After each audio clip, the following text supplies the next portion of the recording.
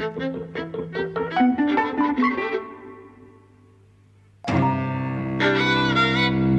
and welcome to Eavesdropping at the Movies. I'm Mike. And I'm Jose.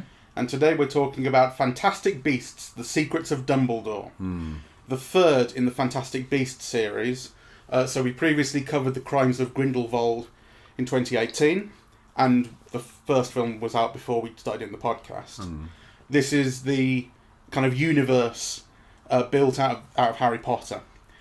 So J.K. Rowling extended the Harry Potter world in these books and now these films to take in America, a different wizarding culture, a political wizarding world. It might be instructive to think about the last film, because we went back and listened to the previous podcast, and so much of what we talked about on that previous podcast I think comes up again here. One of those things being that the overall goal that everyone has, which is essentially to stop Grindelwald, who wants to take over the wizarding world and start a war with muggles, non-wizarding folk, is quite clear. But all of the details are vague, stupid, not thought through. I mean, the first hour of this film, essentially, maybe more than an hour, ends with all the characters, all of our heroes, meeting up in Hogwarts and basically literally saying, we've achieved nothing at this point except things have got a bit worse. A huge waste of time that had no particular goal, no aim. It's just wasted time. It's bizarre. I think it's very bad storytelling, because there is a lack of clarity. It could all be efficient. There's a lot of space devoted to moralizing or editorializing on character and things, usually with a smug attitude towards it if they're the good guys, right? I mean, I think that was indicative of the ending as well. Like, it didn't end. You thought, when is it going to end? Like, should have ended, right? And really, it's not ending because you just want editorializing, platitudes on, the people, really, which the audience does not need. I really don't know why they've put that there. But actually, that's a characteristic in the film as a whole. Who's the muggle? What's his name? Kowalski, right? So much is devoted to what a good heart he has, what a good person he is. Why he's blah, blah, blah. Like, that you've seen the other films, and actually you don't need to know that anyway, really. Like, so all of that is just like completely unnecessary, and I think the film is stupid in the sense that the obvious pleasures. There's two things that the film I think has to get right. Right.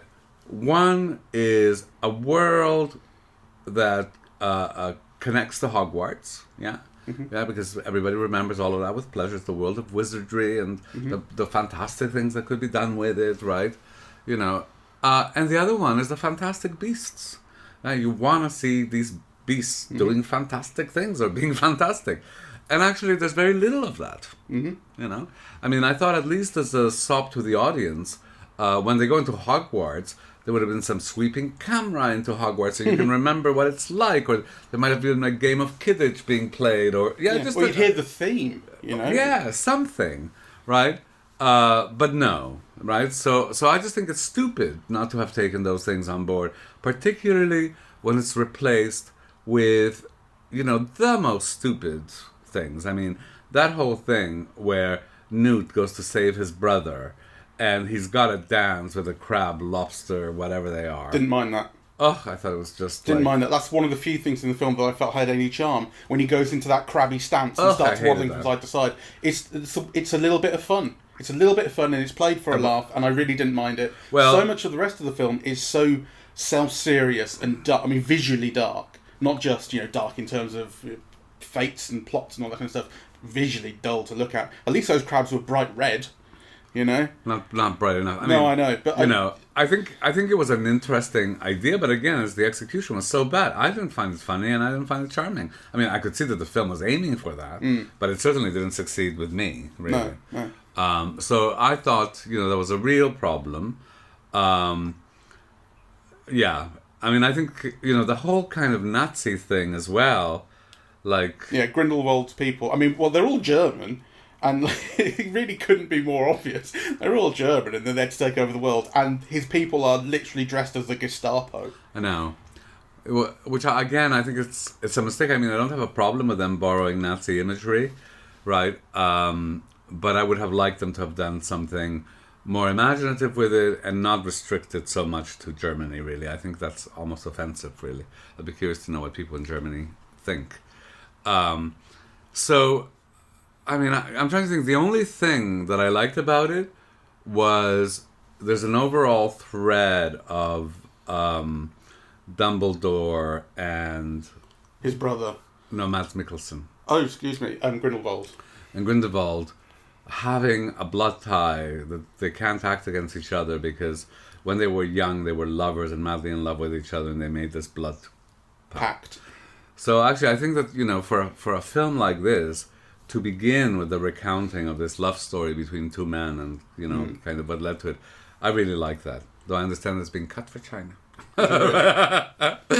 So but actually I think the film is almost scared of it because really there is a kind of a tragedy that underlies this film, really, which is about, you know, this relationship that's over, you know, one can't act against it, that's really paralyzing people, and that finally an act of conscience breaks through, right?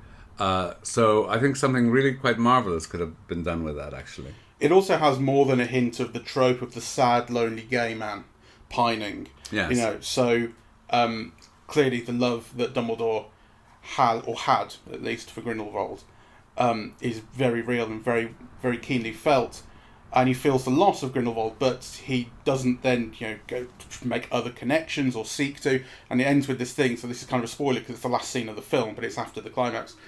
Eventually, you've got Kowalski, the Muggle, and Queenie, who's magic, getting married, and it's this happy scene to end the thing with, and everyone's there having a lovely time, and Dumbledore doesn't go in. He sits outside, he walks off into the snow on his own, he doesn't join the party, and it's like there's no reason for him to walk off on his own, but there's this atmosphere of his deliberate loneliness. I didn't mind that. Kind of, you know, he's older than the others, and, you know, he's got, you know, other responsibility, and he's lost something, right? Like, you know, so I mean, I think it has that. I take your point, right? But I didn't mind that. His the loss of his love essentially he responds to with this stoicness, this refusal. It's not shown as refusal because it's not shown as like there are other options for him that he rejects, but that a romantic kind of dimension no longer exists in his life is, I think, part of that trope. Well, I think you see him alone, and, you know, but I don't know, people go speak to him outside, right? So he is loved in a way. Yes, yeah. So I didn't mind that. I mean, what I minded was it's very bad storytelling. The action was very badly filmed.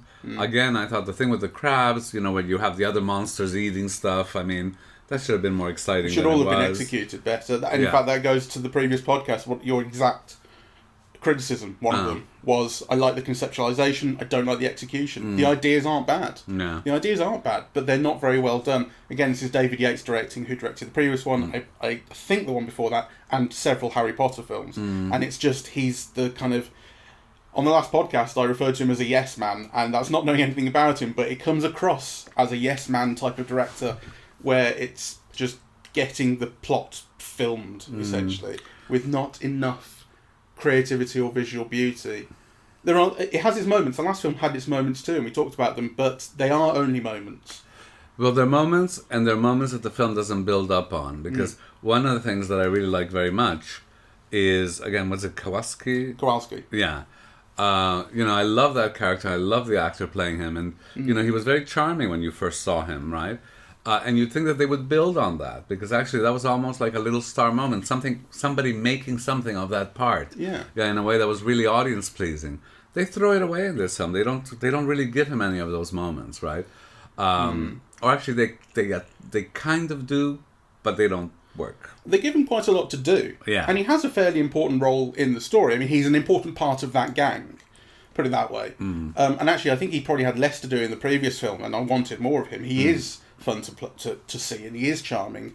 And some of the comedy he gets to play is quite broad, but I don't mind it. No, I don't mind broad comedy. But I think it doesn't pay off. Like, you know, there was an effervescence, and, you know, in the last film, and also he made you laugh and so on.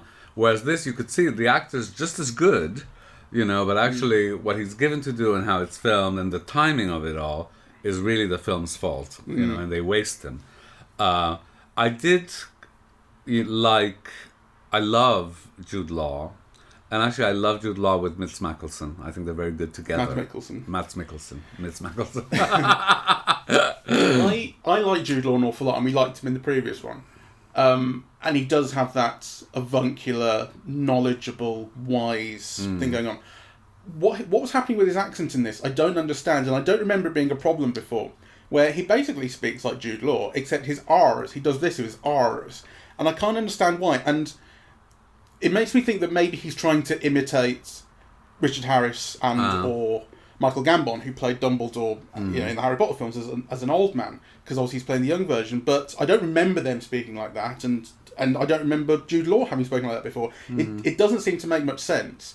It's a weird decision. I wouldn't mind him just speaking like Jude Law. Yeah, it would be a Richard Harris thing, though. I mean, Richard Harris did. It seems to me the model of doing that is what Ewan McGregor did in the Star Wars films, because Alec Guinness was this iconic performance as Obi-Wan Kenobi, and then playing him as a younger one. How's he going to do this? And what Ewan McGregor did was really evoke him without imitating him. He made. You can totally see the continuity between Ewan McGregor's and Alec Guinness's Obi-Wan Kenobi's, but he is his own character still, and he plays it in a way that is embodied in all of that. That's not what's going on here, and I don't even think that the Harris stroke Gambon Dumbledore is iconic enough to warrant trying to imitate. Just play Jude Law. Well, I must say, I didn't pick up on that, and I didn't have a problem with it. I thought he was lovely. I really enjoyed watching him. And, you know, that was true. I mean, I thought the actors, on the whole, came off very well in this, really, because I thought Ezra Miller is filmed, you know, just at his most beautiful. I've never seen him, you know, kind of look this beautiful, really. You know, he made an impression. Your eye was drawn to him. I'm getting really sick of Eric Redmayne doing this "oh shucks" shy thing, you know. And I was thinking, actually, the person who most closely resembles him is like a young Jimmy Stewart. But, you know, Jimmy Stewart would have some bite, right, and some more passion. He would vary that performance more. Jimmy Stewart was a much greater actor. You know, so this is getting, I mean, it's becoming a kind of shtick, yeah? If you want to do an Eddie Redmayne imitation, you can now do it in like 3 moves, right? Then they all kind of involve a tilt of the head and a, you know, a doleful look. He's playing a character here, and he's playing someone who, you know, again, we've previously said, is essentially on the autistic spectrum, and at the very least has difficulty or nervousness engaging with people socially, whereas with his animals, he's engaging, because, you know, there's that thing of he's cool with the animals, he loves his animals, and he gets on with them, he touches them, and he's with them, and with people, it's much more difficult. And I really feel that in his character. I do like him. I do think that part of what makes Eddie Redmayne work for me in this is that he is so part of the ensemble, and were he given, I mean, he is still essentially the main character, but it's very much an ensemble story, and were he given more prominence above everybody else, it would be harder to take him. As it is, he's just one of the gang, and so he doesn't become too much. My favourite performance was actually the girlfriend of Queenie. I love Queenie, and I love that actress. And actually, it's a very, I don't know, imaginative performance, really. You know, it's very stylized, you know, with a kind of a high but soft speaking voice, right? Alison Sudol plays Queenie. Yeah, I thought she was wonderful. Yes. I had a problem with Mads Mikkelsen, frankly. So the reason that he's been cast as Grindelwald is because previously that role was played by Johnny Depp. And then Johnny Depp had this civil case in court. He's been accused of being a wife beater. Yeah, so the Sun, I think, wrote about him being a wife beater. His wife was Amber Heard. And he sued them unsuccessfully for defamation. He lost on appeal, And when that was all kind of finalised, it became you can't continue in this role, despite the fact there is another problematic person, which is J.K. Rowling. But there's no film happening without J.K. Rowling because it's her story overall. Also, she's not, No, it's not. I mean, no. writers are never given that kind of prominence in a film anyway, right? Well, I think it's different with J.K. Rowling because it's different. her. She's huge, and so, but I think the main difference is that saying things that people find very unsavoury about trans people is not the same as essentially, I could say in quotes, essentially being found substantially guilty of being a wife beater, and being unable to defend himself against that claim in the papers. It's kind of physical sort of violence is a more serious thing. That's why Mads Mikkelsen's been cast. And there's no attempt to say that he's changed his face or something. He's just a new actor in the role, and that's fine. That works for me. The problem I had with him is that I think he's charmless in the role. I like Mads Mikkelsen in so many things, and the one time in this where he really made sense was when he's in that pool, bringing that creature back to life and doing kind of dark magic on it. Because I thought, wow, that's like it's occulty, and that he made sense for me there. His kind of serious darkness made sense for me.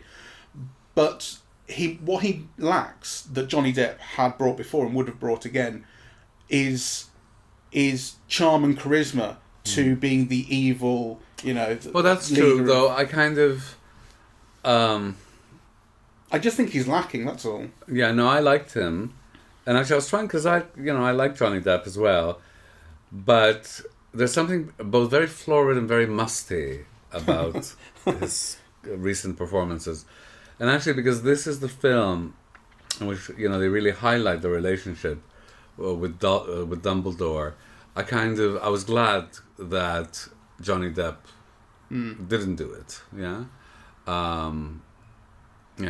I think it would have been OTT bringing a bit of Keith Richards and a bit of like marijuana into the role, and I thought, let Mads do it. Well, I don't know that we had a problem with him in the previous film. No, I didn't. Even you. So I don't know that would have been a problem necessarily. But but I don't think it's a role that can't be recast. He didn't make it his own to that extent. I also think it could have been recast better. That's all. I liked Mads Mikkelsen, and I liked the scenes at the beginning very much, actually, and even the scene at the end. Yeah, where he's kind of looking, at Dumbledore as he goes into the sphere. I liked it, and I like him very much, Mads Mikkelsen. So that wasn't a problem with me. And again, I'm trying to think: is this a problem with the actors, or is this a problem with the writing or the editorializing? Like, I didn't like what's her name, the woman with the books. Yeah, that's Jessica Williams, who I know from The Daily Show from several years ago. I didn't know her as an actor, really. Yes, but she is in this. I thought I didn't. Yes, she's well. I think she has a sense of that floridness. She overdoes her accent. You can see how she's trying to make that character charming and kooky. It's not working. Yeah. And these are just kind of minor things that we're picking on because, the main problem with this film is that it's lost sight of what it's about and what the audience's pleasure in this world and these people are, which I think, it's the world of magic and the world of these fantastic beasts, right? So that's what should have been highlighted, and we get too little of that, whilst at the same time suffering from a lack of clarity in the story. Right, kind of, it's really over-egging the pudding to such an extent that you lose sight of what the main ingredients are. The storytelling is the biggest problem by far for me, because the film doesn't assume so much knowledge on your part that it won't remind you of things that have gone before, including a long scene where Jessica Williams essentially recounts every part of Kowalski's story, as if to just remind the audience why he's there and what he's doing. It's kind of ridiculous. The one thing it doesn't ever remind you of is why you should care about any of this, and what are any real stakes other than just the fate of the worlds, which isn't interesting enough. And like I say, with that first half of the film, you go, okay, well, they're going off to this dinner, and someone's going off here, and he's got captured, so he goes off to find him, and it's apart from when Newt goes off to save his brother, which is quite obvious why he's doing that. He's been captured. I couldn't understand why they were at that dinner. I must have missed a line of dialogue as to what was important. Because then what actually happens at that dinner is, so Jessica Williams and Kowalski have gone there, and Kowalski essentially seems to be acting of his own accord, threatening Mads Mikkelsen because he's got Queenie and he's let her go and so on. And so what happens there seems to be so they say right at the start, let's have no plan, or loads of plans, because Grindelwald can see slightly into the future every now and again, so if we have plans, he will be able to tell what they are. So let's improvise and go crazy. Which essentially is seems to be giving the writers carte blanche to say, we don't need to set anything up. We don't need to give you expectations, and because then Grindelwald will know. But that's just so lazy. It is so lazy, and so what happens at that dinner is you've not been told anything. Whatever they seem to know, you don't have any idea of. And like I say, it becomes this kind of improvisation that they have to get themselves out of. And it's the most insulting thing when everyone shows up back at Hogwarts and they say, we've achieved nothing. They literally say that. Yeah. Well, I didn't find that offensive because, there could be a difference between what the characters say and what is actually the case. And actually, it's that difference of differential knowledges between the characters that the film could have done something kind of rich and exciting with. So I think, had the film clarified the through line, whilst adding layers, that maybe each character had different perception of what was going on that we, the audience, understood, right? That would have made for a much better and richer film, because one of the problems with this film is how thin it is, right? That whole scene where they go into the dinner, my God, I could have just added a few spins, right? have that main German thug be in love with one of the other gang, or just adds, it's very easy to set up, those tensions, right, between the characters and the situation, and our knowledge of that. It would have been super simple to do, and it would have added something. The thing is that this feels like too one-note throughout. There's a great deal of blandness that runs throughout the entire film. Things are done without charm throughout. Action scenes are set up like it does try to set up certain things, particularly this thing about replicating the case. So Newt's case, where he keeps all his animals, is what they're going to use to get this special animal to this election. And this animal, even though it's not actually really been set up that this animal is going to be important for the election until a bit too late, I think. They still have to smuggle this animal in because that's going to help make things right, okay? But the baddies know about this animal, they know about this case, so they replicate the case and they say, we're all going to carry a case. Which is fine, that's a great setup for smuggling a thing in, We don't even know which one's the right case, and 5 of these are decoys. But then it doesn't go on to make enough of that. So, we have this scene where they are being followed. You see Gestapo on the rooftops like ninjas following them. The fight with the wands was so stupid. and it's all done without any hint of tension or charm or surprise. I mean, you could have had like a drum roll moment after each case is open and you realize it's not that one, but nothing. It's just kind of really flaccid filmmaking. It's super flaccid. And nothing about the election makes any sense. I mean, the thing that I had a real problem with, the election takes place in Bhutan up this long set of stone steps to a temple. And why Newt is allowed to run up those steps with no one having stopped or anything makes no sense. It's one of these things that's just in the wizarding world you could just apparently get away with whatever you want. But also go on. I expected that the brother of Lita Lestrange or whatever, just because of the way he looks, that there would be some connection between him and the election being in Bhutan, right? But no, nothing. Is that the black fella who's the Indian-looking man? Yeah. Is it an Indian-looking man? Well, I thought yes. Are you talking about the man who has his memory? Yes. Yeah. I think he's sort of Afro-Caribbean, as it were. Oh, right. Okay. I thought he was South Asian. Oh, right. Maybe he is. So and therefore I thought that there must be like some relation between Bhutan and him having crossed over to the dark side, so to speak. But no, I mean, if there was something, I missed it. I had a real problem with his character because he's sent in, again, he's part of Dumbledore's troop, and he's sent into Grindelwald's lot as a spy. And he goes there and he announces himself as a spy and says, I've been sent here by Dumbledore to spy on you, what do you want me to do?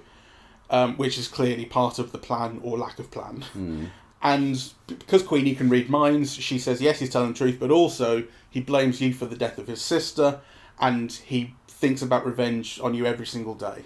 And so Grindelwald puts his wand to the guy's temple and removes the memory. And this thing in the Harry Potter universe, memories are these kind of long, glowing white strands. And I mean, I don't think you've given enough in the character to care about, but on paper, it's a sad and it's a very sad moment, quite a beautiful, tragic moment that every memory of his sister is being removed from him by the man who killed him, and it's never replaced. Nothing comes back about that. Well, actually, I had two problems with that, because I think you're missing an important component of that. Because if I remember correctly, what Queenie says is he really supports your cause. But that's right. He believes in you. Yeah. So he believes in you. That's right. So then actually what you get later is, so the memory is removed, but actually this believing in him, which, is, how does that show up, right? Because ultimately he betrays him. Yeah, he goes with Dumbledore. Where did that come from? Exactly. Well, unless, I suppose, I'm maybe I'm meeting the film more than halfway, because Queenie clearly has her doubts. You see that basically from the start, because she's there also, she's sent to spy on Ezra Miller's character.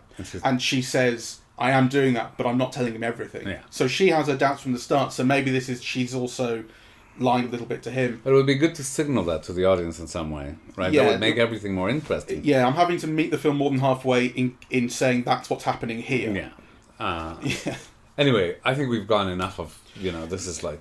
Yeah, it's just not very good. It's funny, after the last film I said I would be interested in seeing this one, and I don't know why I said that, because I wasn't that impressed with the last one. No. Neither was I. And it's not a story that I'm interested in keeping up. The thing about Harry Potter was I did want to know what would happen in the next film. Because I got 200 pages into the 5th book when I was... Was that the 900-page one? Yeah, it was one of the first really long ones. And I guess I must have been 15 years old maybe when it came out. And 200 pages into that book, the previous 4 had been great. All that had happened was that a painting in a house had shouted at people, and I was like, okay, I'm not doing this, I'll give up here. But I did want to know still what would happen ultimately. I was invested in those characters, and so I kept seeing those films despite the fact they were equally bland, really. They had a little bit more to them. I think the characters, generally speaking, were more interesting. This, I don't know why I was interested in seeing this. I don't know. Well, I wasn't. Well, at the time I said I was, and then when you said, let's go and see this, I said, are you punishing me for something? Yes. So, I'm glad, I'm glad we saw it in a way. It was definitely worth thinking up, and I like seeing the actors. I just think it's a pity that, even in a commercial sense, such an important property is being treated so cavalierly. I mean, I think it's about time that they give this thing to a better, more imaginative filmmaker, and that they treat it with the respect that Marvel treats its films. Yeah, you want to hire somebody really dazzling to kind of do something, attempt something dazzling with this, because, it can certainly offer it, right? So this is just a failure of skill and imagination, I think. So anyway, this is a huge disappointment. Yeah, if you're expecting something. Well, we weren't expecting much, and it was still a huge disappointment. Anyway, I think that's enough. Thank you all very much for listening. We're eavesdropping at the movies, and we are on Apple Podcasts, Audible, Google Podcasts, Spotify, SoundCloud, and YouTube. On social media, we're on Facebook and Twitter, and the website is eavesdroppingatthemovies.com. Thank you very much. Bye-bye.